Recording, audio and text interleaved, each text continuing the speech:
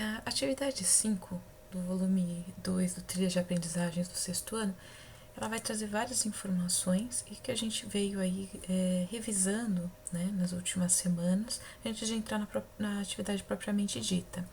Então a gente vai falar aqui um pouco de como se origina o solo, como se originaram as rochas, os tipos de rochas que existem no planeta e alguns acontecimentos, né, principais ao longo da história de vida do planeta.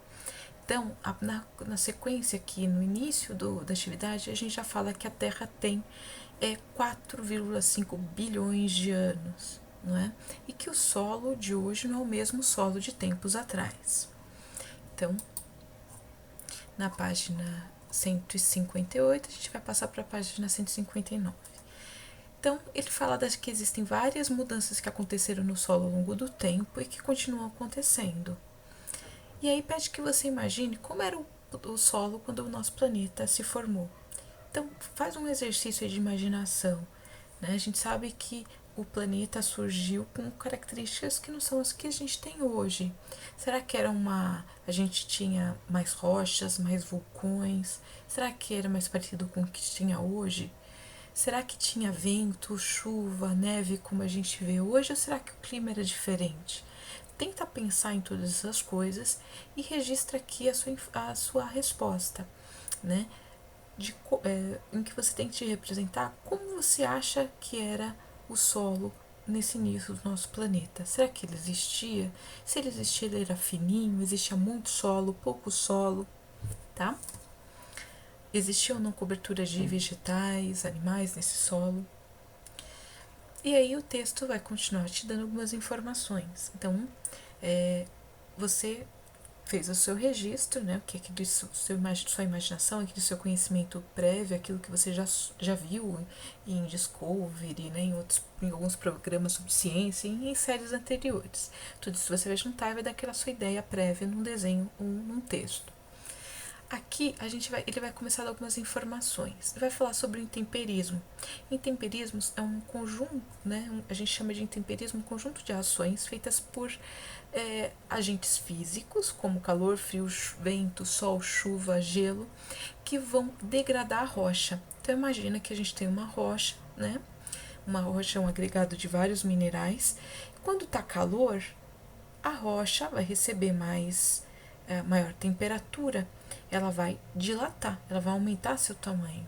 No frio, ela vai ter uma contração. Se eu for tendo durante muito tempo essas alterações de frio e calor, eu vou fazer com que essa rocha vá perdendo a força, né, entre a união desses minerais, e ela pode criar fissuras, rachaduras. O vento, principalmente em ambientes extremamente secos, ele é um forte agente de intemperismo, porque, digamos, no Saara, um ambiente de grande deserto, quando bate o vento, ele vai carregar partículas de areia que vai fazer uma ação de abrasão, né, como uma lixa ali na superfície das rochas expostas. Isso, ao longo de muito tempo, vai fazer com que essas rochas sejam moldadas de formas diferentes. O Sol, né, que também tem aí a energia dos raios da própria luz, né, que é carregada ali de partículas que carregam energia, e a gente tem o Sol como fonte principal de calor. Lembrando que a luz, ela não é quente, mas quando ela interage com partículas da superfície do planeta, essa energia luminosa é convertida em parte em energia térmica, formando calor. A chuva, né? Vocês já ouviram aquele ditado, né? Água mole, pedra dura, tanto baixa até que fura. A chuva vai criando caminhos para que a água vá passando ao longo das rochas, e isso forma algumas fissuras em regiões da rocha onde a gente tem minerais mais frágeis, né, que podem ser carregados mais facilmente pelas chuvas. O gelo, a gente tem, imagina só que a água da chuva entrou em algumas fissuras. E depois eu tive uma temperatura de inverno em ambientes temperados, né, no extremo sul do Brasil, em que gerou com que essa água virasse gelo. O gelo, ele perdão, o gelo ele dilata. Vocês já tiveram uma experiência? Já esqueceu uma garrafa cheia de água dentro do freezer? Você vai ver que aquela garrafa, quando você forma o gelo, ela estufa. O gelo ele vai ocupar um volume maior do que a água em estado líquido. Então, isso faz com que essa água que antes estava na fissura da rocha se dilate, exercendo uma força, né, que quebra essa rocha também com o passar do tempo. Então, todos esses agentes são conhecidos como agentes de intemperismo. Além disso, a gente tem os seres vivos, que vão se implantar. Por exemplo, quando você vê lá no muro uma samambaia, uma plantinha crescendo, ou aqui na cidade de São Paulo a gente vê que às vezes um passarinho derruba uma sementinha na calha e de repente está nascendo árvores, grama, né, nas calhas das casas, e às vezes ela vai formando raízes, vai tentando chegar até o solo. Essas raízes, elas produzem ácidos, elas degradam as rochas, a força das raízes, ela vai tentar penetrar no solo por entre o cimento, nas cidades, e por entre as rochas no ambiente natural, fazendo com que essa rocha também seja quebrada em partes menores, ok? Além disso, a gente tem os seres vivos, que começam a se instalar ali, né, pequenos insetos, e aí a gente começa a ter essa atividade física e química exercida para os agentes biológicos que vão quebrando essas rochas e vão originando camadas fininhas, a princípio, de solo, ok? Então, qual é o nome do especialista que vai estudar o solo? É o pedólogo. O especialista que estuda rochas é o geólogo. E quais são aqui, qual é a importância das camadas do solo? A gente tem aqui, né, num solo típico, a gente está falando aqui de um solo que foi formado in situ, no local onde existe uma rocha-mãe, tá? Então, imagina que durante milhares de anos foram acontecendo essas ações de intemperismo. E naquele local, né, onde antes eu tinha uma rocha, tem a formação de uma camada de solo. Quais são as camadas típicas desses solos que são formados no local de origem da rocha-mãe? Né? A gente vai estar embaixo de tudo a mãe, a matriz, a rocha que gerou aquele solo. Na camada C, a gente vai ter rochas que estão ainda sendo quebradas. Então, a gente tem fragmentos da rocha-mãe. E junto com esses aqui, né, esses pedaços maiores, são fragmentos da rocha-mãe e outras partes são mais fininhas que surgiram a partir da degradação dessas rochas, ok? Nós temos aqui no horizonte B um horizonte mais claro, tá? Em que a gente tem concentração de ferro e argila. Então, quando a gente olha na cidade de São Paulo, principalmente, que a gente tem latossolos, que é o nome daqui do tipo de solo que a gente tem aqui, são solos muito antigos, que foram lavados muito tempo pela água das chuvas.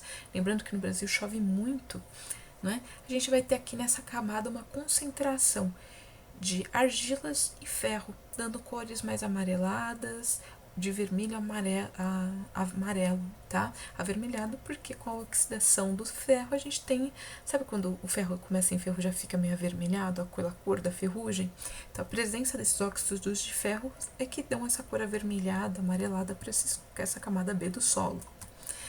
Aqui na camada A, a gente está mais perto da superfície, então a gente vai ter misturas de matéria orgânica, tá? Matéria orgânica é decomposição de folhinhas, de restos de animais mortos, que vão dar essa cor mais escura. Por que ela é escura? Porque a gente tem ácidos orgânicos que têm cor mais escura. E aqui em cima a gente tem a camada mais escura de todas, ou seja, a cobertura vegetal que tem aqui vai perdendo folhinhas, bichinhos vão morrendo, vai sendo decomposto por bactérias e fungos. Esses ácidos orgânicos, essa matéria orgânica, formam essa camada fina, tá? Que vem de 0 a 2 centímetros, que é extremamente rica em matéria orgânica, que aos poucos vai sendo incorporada na camada A, que vai de 2 a 10 centímetros em média, ok? Que é uma camada mais rica em mineral, tá? Do que essa camada que é só orgânica, mas que vai tendo misturas com o material orgânico do horizonte O, ok? Então, a maior parte das raízes das plantas vão estar aqui, concentradas nos 10 até 15 centímetros iniciais do solo. Algumas plantas que têm raízes mais longas chegam a 30 centímetros, alcançando o horizonte B, tá? Muito bem. O textinho de vocês na página 160 vai explicar o que são rochas e os tipos de rochas.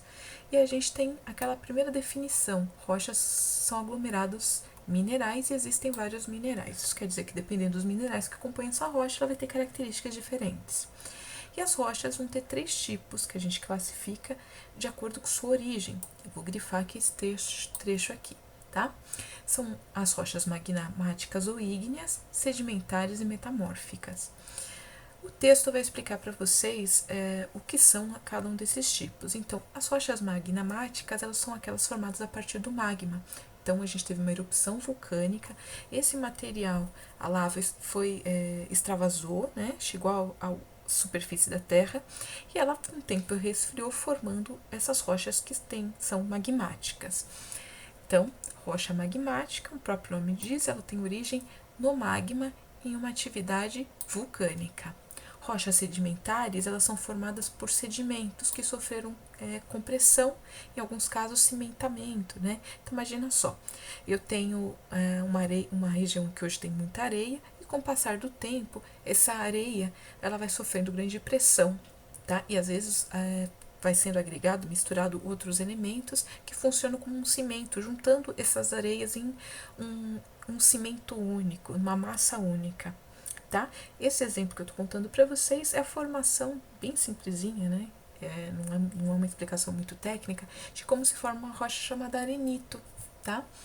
Então, quando ela vai sofrendo, os grãos de areias vão sofrendo cimentação e muita compressão, ela forma uma rocha. Então, lembra que a areia, ela foi formada ela era uma rocha lá no passado, né? Ela foi formada a partir de uma rocha que foi sendo quebrada por ação dos agentes de intemperismo que a gente já discutiu, e aí depois ela foi se depositando, tá? Depois dessa areia, que começar a sofrer compressão e cimentamento, ela formou de novo uma rocha, ok? Só que dessa vez a gente chama essa rocha de sedimentar, porque ela foi formada por um processo de sedimentação. Sedimento é quando os sedimentos são partículas pequenininhas que vão se depositando, tá? No fundo de vale, fundo de rio, e esse processo a gente chama de sedimentação. Então, a gente tem aqui, em linhas gerais, o texto explicando esses processos. E nós temos as rochas que são magmáticas, ok? Perdão, que são metamórficas. Essas rochas metamórficas, elas sofrem modificação, que são alterações feitas por extrema temperatura e pressão.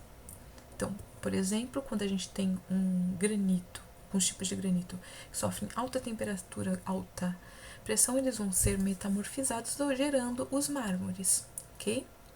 Rochas que são de origem, que tem muita argila, né, que sofrem ações de alta temperatura e pressão, geram as ardósias, que são aqueles pisos esverdeados, né, que normalmente o pessoal usa para áreas externas de casa ou calçadas, tá?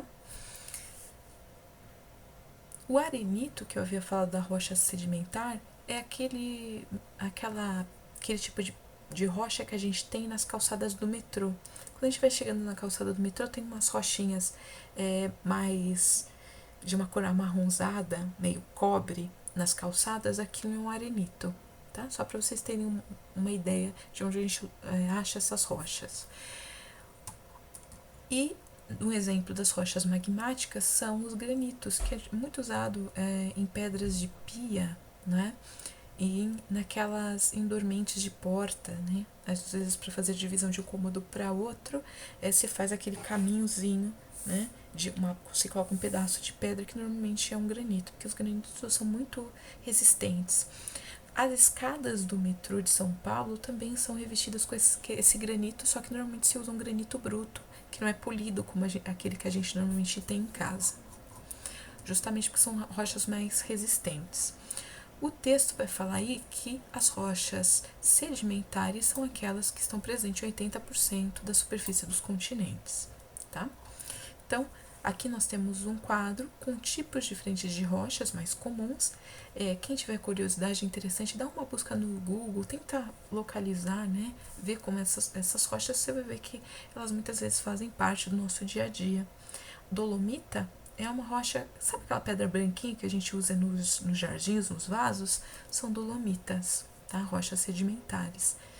Então, muitas delas fazem parte do nosso dia a dia. Esse quadro, depois vocês vão ter que fazer uma consulta quando vocês estiverem respondendo as questões. E aqui ele vai falar na página 161 de algumas das eras geológicas da Terra, tá? Então, ele fala que as rochas metamórficas, magmáticas, são as mais antigas, seguidas pelas metamórficas. Então, mais antiga de todas, magmática. Um pouquinho menos antiga do que a magmática, metamórfica, que datam do pré-cambriano a paleozoico. E rochas sedimentares têm formação mais recente, do paleozoico, mesozoico e cenozoico. Pra gente, isso não vai fazer muito sentido a princípio, não é? Mas a gente vai dar uma olhadinha aqui no material que eles usam, que está apresentado na página 162, que é a escala do tempo geológico. Quando o geólogo diz que uma coisa é mais recente, ela é mais recente do ponto de vista da idade da Terra, tá?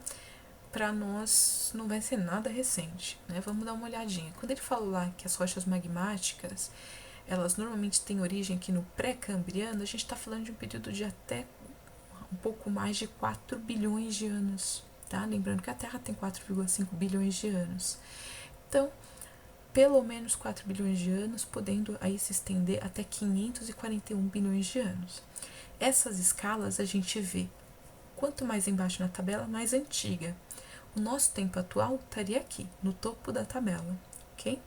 Aqui do lado a gente tem as escalas em milhões de anos. Então, 4 bilhões de anos são 4 mil milhões de anos, tá?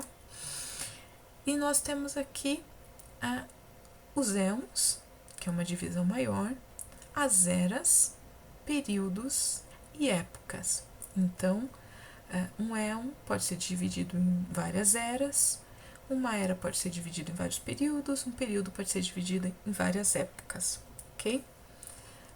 Vamos lá. O que eles falaram também é que a gente tem rochas metamórficas que têm origem no Paleozoico, não é? Então, entre 541 milhões de anos até o Mesozoico, que terminou aí aproximadamente a 65, 66 bilhões de anos. Os dinossauros foram extintos aqui, né, por volta de 65 bilhões de anos, no final do Cretáceo, da era Mesozoica, ok? Então, o Mesozoico é a era dos dinossauros, dividido em Triássico, Jurássico e Cretáceo. Vocês já devem ter ouvido lá o Jurassic Park, né? Faz referência a esse período dentro da era Mesozoica. Nessa questão, ele vai pedir para você fazer o seguinte, né? Mas o que significa eras cambriana, paleozoica ou mesozoica? Vamos dar uma ampliadinha.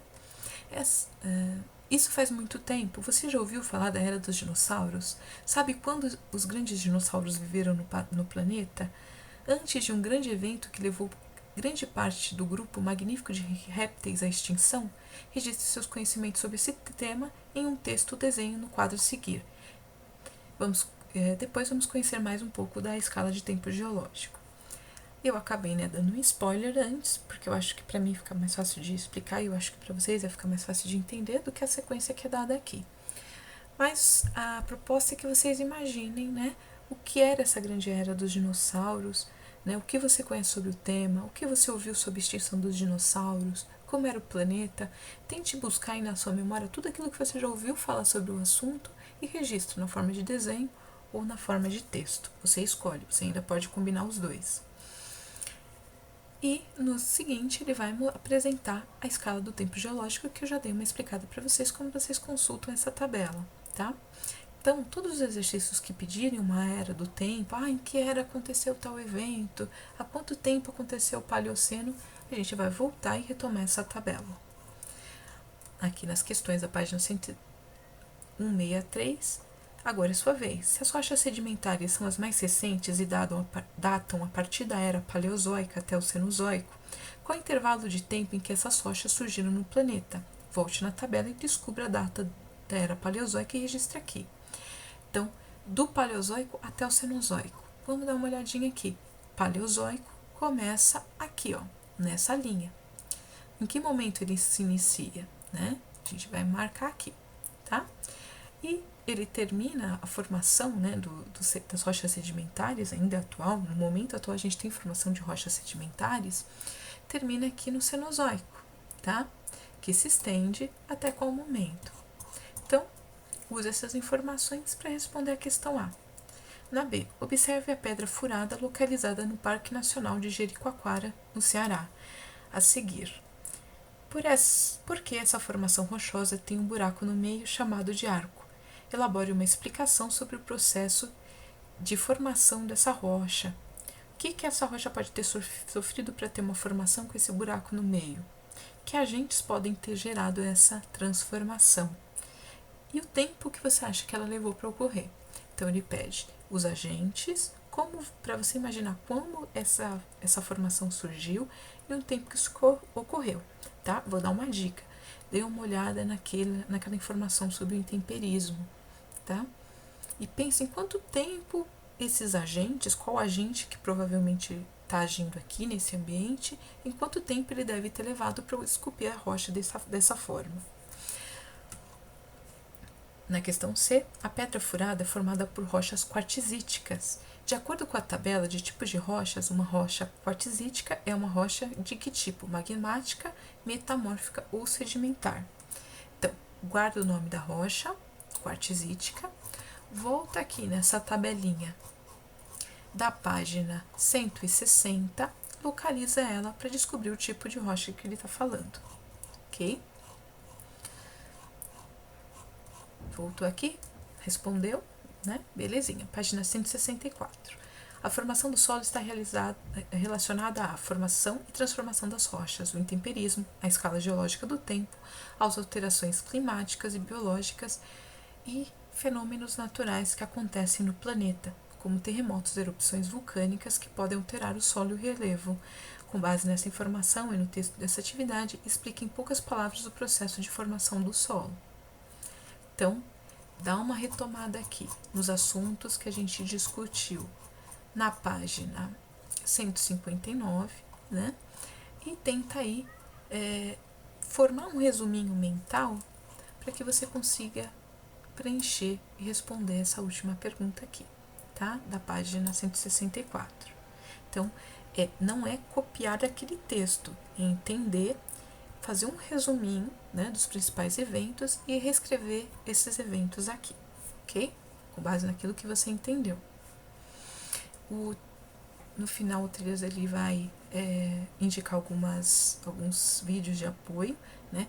Eu sempre sugiro que você assista antes esses vídeos para facilitar a sua compreensão, tome nota no caderno das principais informações que te chamam a atenção e depois vem aqui para fazer atividade.